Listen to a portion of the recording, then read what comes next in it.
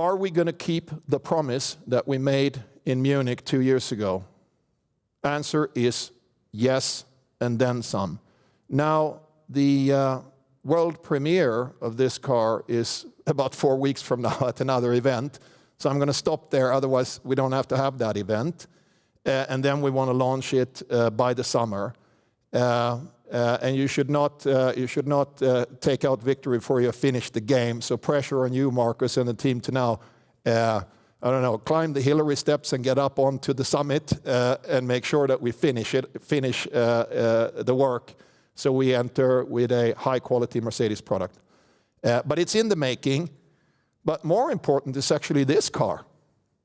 So I would suggest that you show up in Munich again this year, because this car is just behind that car.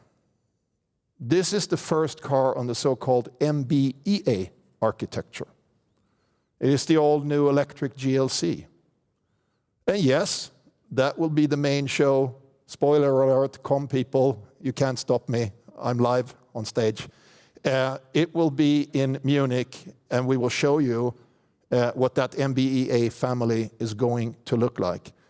And needless to say, if this car has pretty good technical stats, that car is also going to have pretty good technical stats.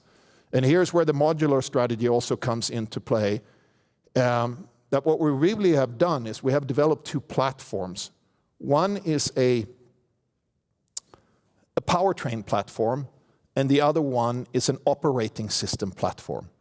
And when you have those platforms, I'm going to call them technology platforms, you can then apply them to different vehicles, and they go across many vehicles.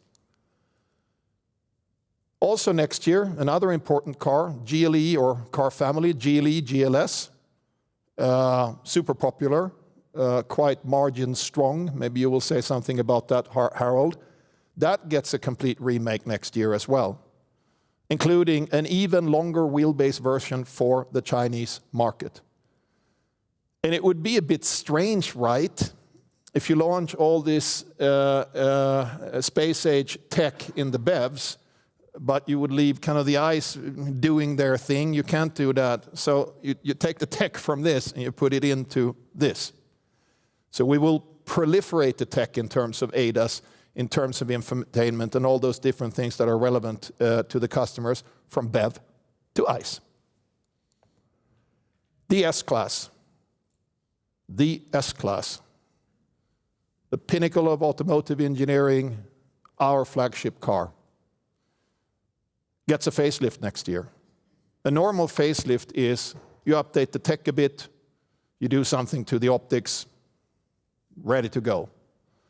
This facelift is different, spending-wise, and of course, we don't have targets to spend more money, but spending-wise, we're spending considerably more on the facelift of the next S-Class than we would normally do.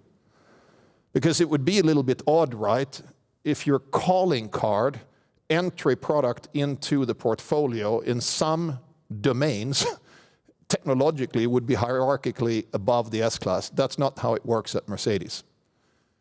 So the S-Class gets the full Monty, and will also get this tech, and also get quite the comprehensive design update along the lines of the very successful new E-Class that we launched only a year ago, to create some kind of a coherence within that family.